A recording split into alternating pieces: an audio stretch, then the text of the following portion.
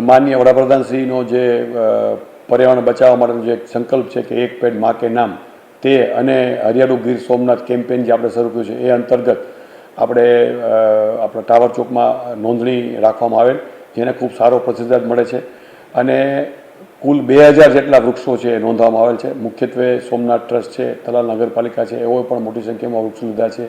કંપનીઓ, નાગરિકો એમને પણ ખૂબ ઉત્સાહભેર આ વૃક્ષો દત્તક લીધા છે.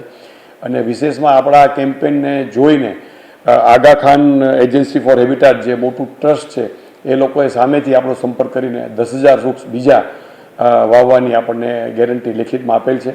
એટલે આમ કુલ 12,000 વૃક્ષોનું જે વૃક્ષારોપણ આવતીકાલે આપણે કલેક્ટર ઓફિસના પટાંગણમાં કરવાના છીએ. તો સવારે 11 વાગે તમામ જે પર્યાવરણ પ્રેમી આપણા જે પ્રજાજનો છે તેને અને જેઓએ વૃક્ષો આ નોંધાવ્યા છે એ તમામને એક જાહેર આમંત્રણ છે. તેઓ કલેક્ટર કચેરી ખાતે કાલે 11 વાગે પધારે અને પોતાના હસ્તે વૃક્ષારોપણનો લાભ લે.